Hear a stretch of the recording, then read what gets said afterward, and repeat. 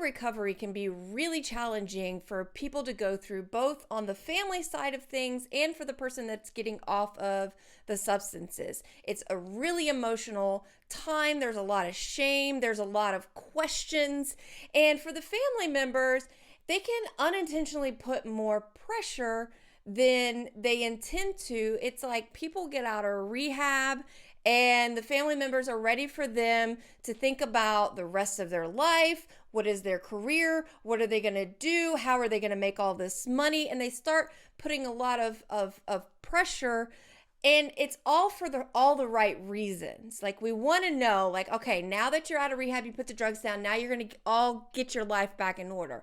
And that's how it kind of should go, but it's more of a process. It takes a little bit more time to really actually figure out, like, how do you get out of this survival mode that you've been in? Because remember, they've been in a very survival mode, almost animalistic state of mind for so long that thinking about careers and thinking about jobs and thinking about all this stuff, whereas they do have to figure this stuff out, they're also just trying to figure out the small things.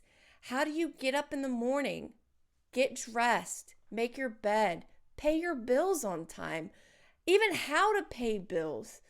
You know, it's like, how do you budget for groceries? How do you eat? How do you do all of these things? And that can sometimes take a while. There's also a lot going on that they're not telling you about because they know it's going to freak you out. Hell, it freaks them out.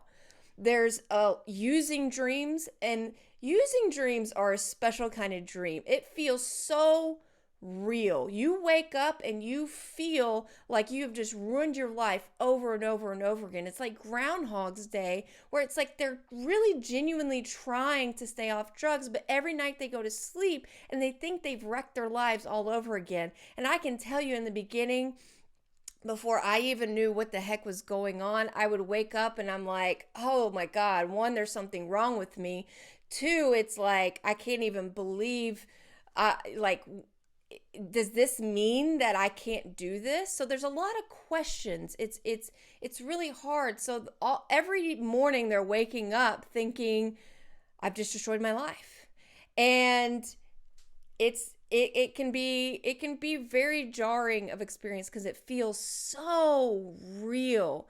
And without having a community to really turn to in those times to let them know, like, hey, this is a perfectly normal part of the process, then it can be even more scary because they may not tell you about it, mostly because they know it would freak you out. Maybe they have even tried to tell you. Maybe they've tried to talk to you about the urges that they're feeling, and it scares you so much that you kind of go, well, I can't even believe you would think, after everything that I've done or everything that we've gone through and your whole life destroyed, that you would even think about using again. Has that ever happened?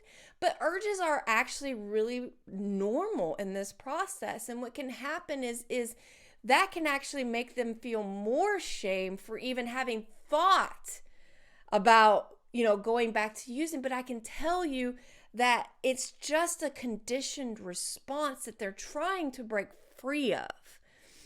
And they need that freedom to feel like that's just a perfectly normal part of the process. I can also tell you they're dealing with a lot of shame. They have not been dealing with the actions that they have caused and the things that they've been dealing with ever, which is one of the reasons why they started using substances in the first place. So all that shame, all that self-doubt, all those insecurities, all those emotions are flooding to the surface, and that can be really, really challenging. And it's really important that they have people around them that really understand. Unfortunately, a lot of times, as much as the families want to help and support, and they can be there to help and support, but they're not that understanding support system that they really need. And what they really need is people around them that can tell them that this is perfectly normal, that they can do this. They need to find mentors that have gone through a lot of the same things that they've gone through. They need a community. And sometimes that can be really scary for the people that are trying to get off substances, because we don't know how to really set and have good, healthy relationships in our lives, because that's not what our lives have looked like for so long. It's been very unhealthy for a very long time. So it can be really challenging to know how to have healthy relationships.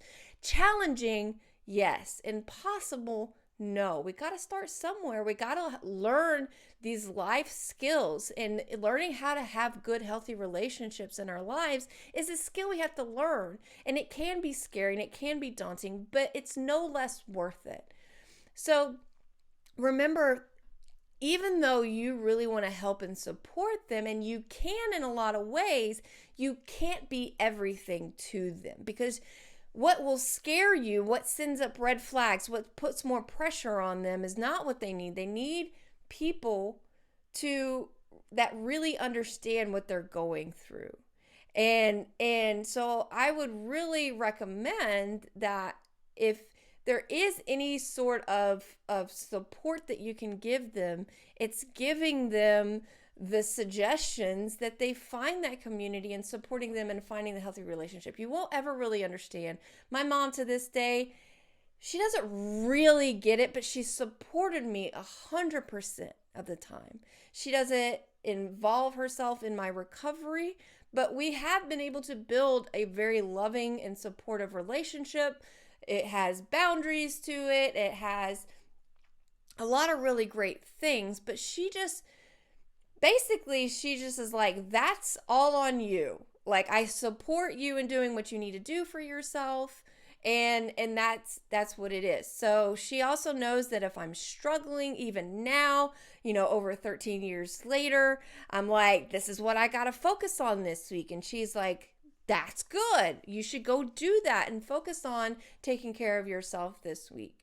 And so that's something that I really feel like the families can support them with, because you're going to hear a lot of things that you think are red flags, but really are just a normal part of the process. And when we shut people down and we shame people for feeling perfectly natural things as part of early recovery, it can be really disconcerting for your loved one. So, keep that in mind, and also keep in mind that you can come about things in a very loving and supportive and compassionate way, with going, hey, I may not really understand, but I think these people over here can really help you, and help navigate them through that. So I hope this was helpful.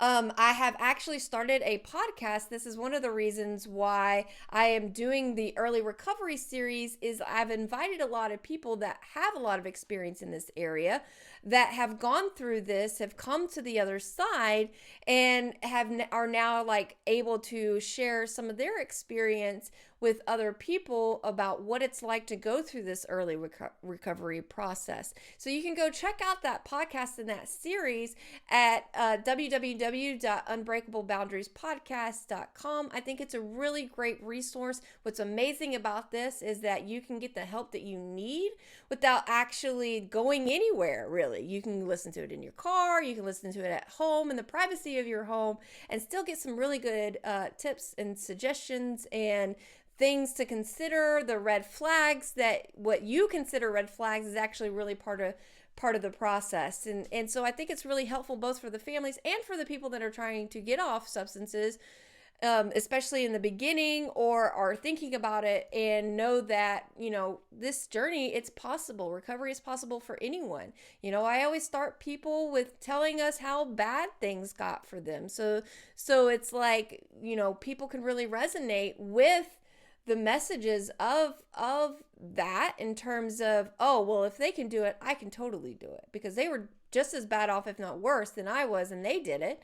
So I think it's a really great resource, and I'd invite you to go check that out. So remember, www.unbreakableboundariespodcast.com. Thank you. I hope you have a nice day.